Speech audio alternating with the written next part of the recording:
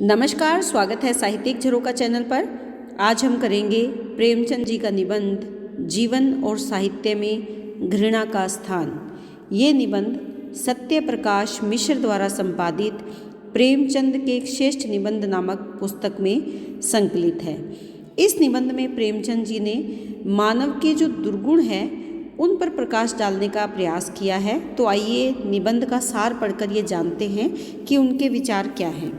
देखिए प्रेमचंद जी क्या कहते हैं कि निंदा, क्रोध और घृणा दुर्गुण होते हुए भी मानवीय जीवन में महत्वपूर्ण स्थान रखते हैं। मानव ना तो निंदा का त्याग करता है, ना ही क्रोध का और ना ही घृणा का।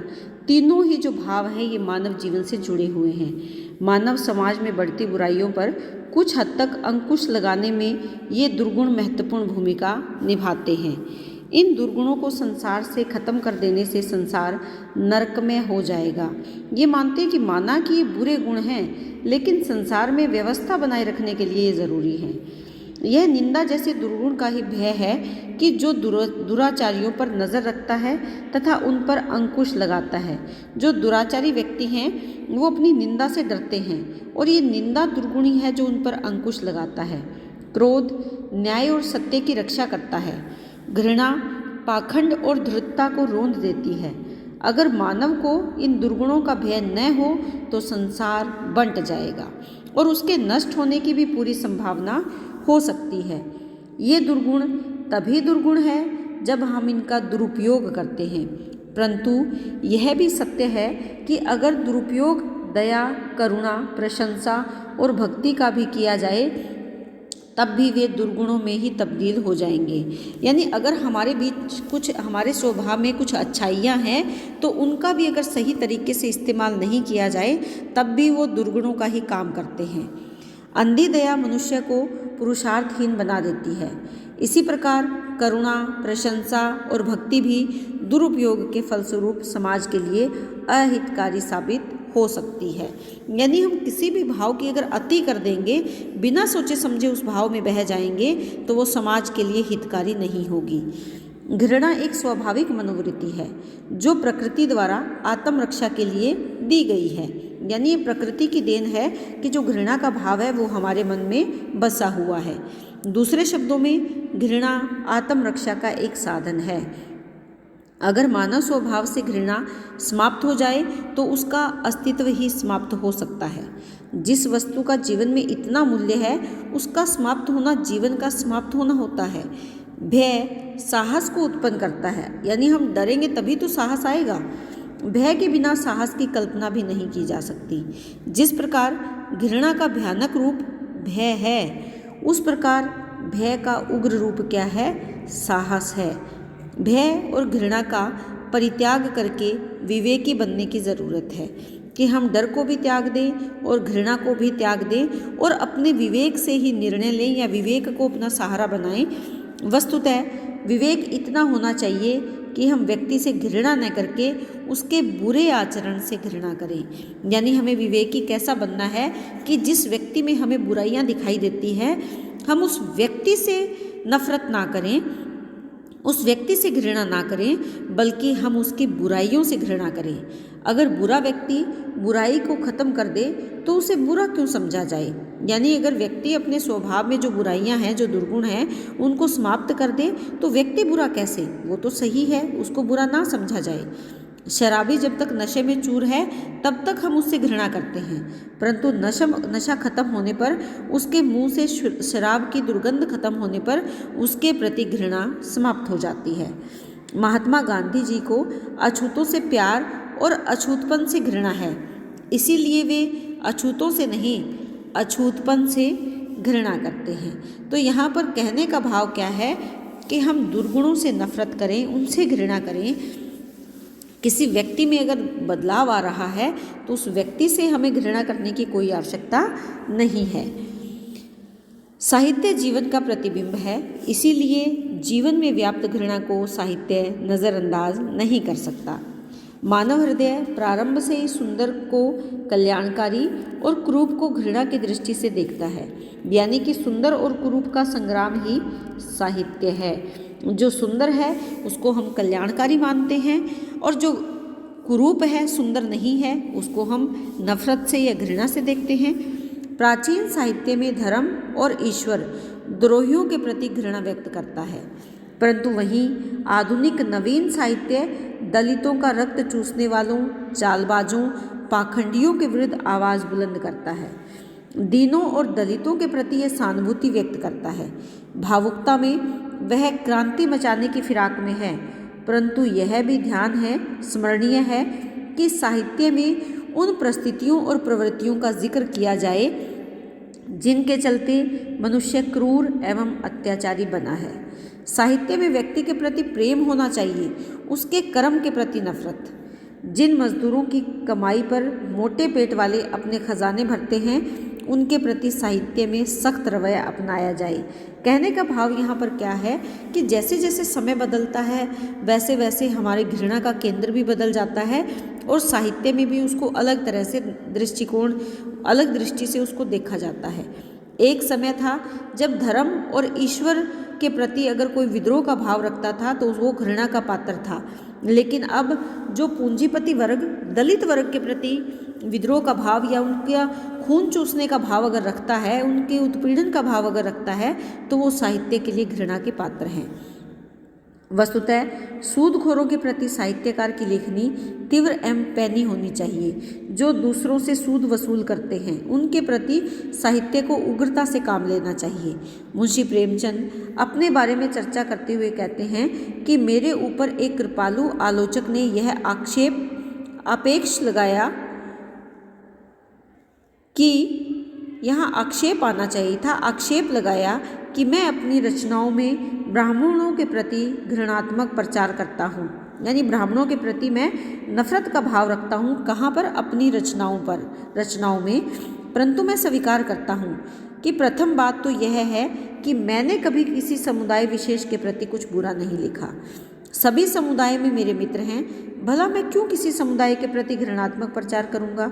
हाँ, इतना ज़रूर है कि मैंने धर्म के नाम पर अपना उल्लू सीधा करने वाले श्रद्धालुओं का शोषण करने वाले, पिंडदान के बहाने लोगों को लूटने वाले जो दुर्भाग्यवश ब्राह्मण कहलाते हैं, यानी कहलाने को तो वो ब्राह्मण हैं, लेकिन वो करते क्या हैं? शोषण करते हैं। कभी पिंडदान के बहाने, कभी धर्म के नाम पर या किसी अन्य कोई आडंबर या रीति का पालन करते हुए लोगों का शोषण करते हैं, उनकी इन्होंने उपेक्षा की है। परंतु मैं ये जानना चाहता हूँ कि कौन ऐसा भारतीय है जो प्रातःकाल एक आदमी को अपने को ब्राह्मण बताकर भीख मांगते देख लज्जित न होगा?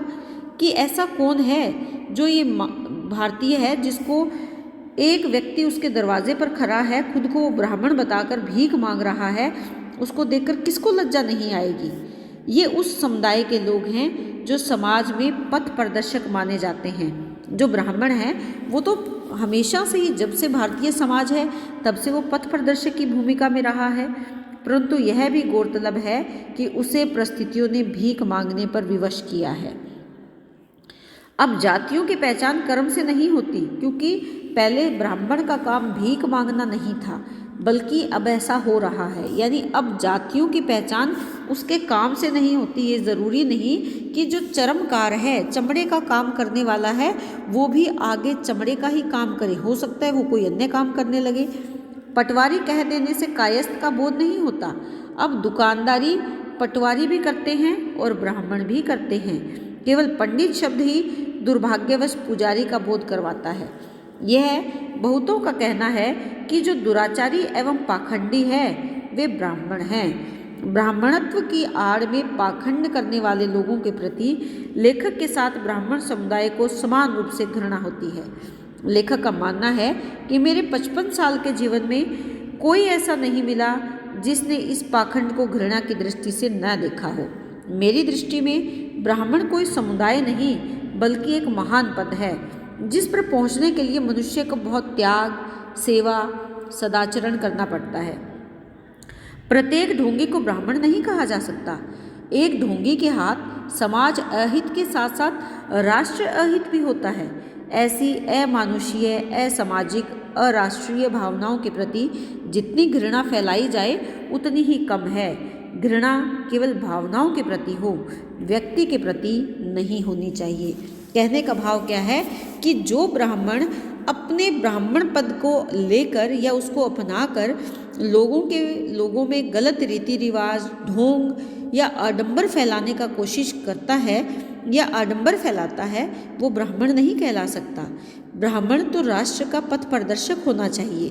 तो ये कहते हैं कि ऐसे व्यक्ति के प्रति हमारे मन में घृणा नहीं आनी चाहिए, बल्कि उसके कार्य के प्रति हमारे मन में घृणा होनी चाहिए।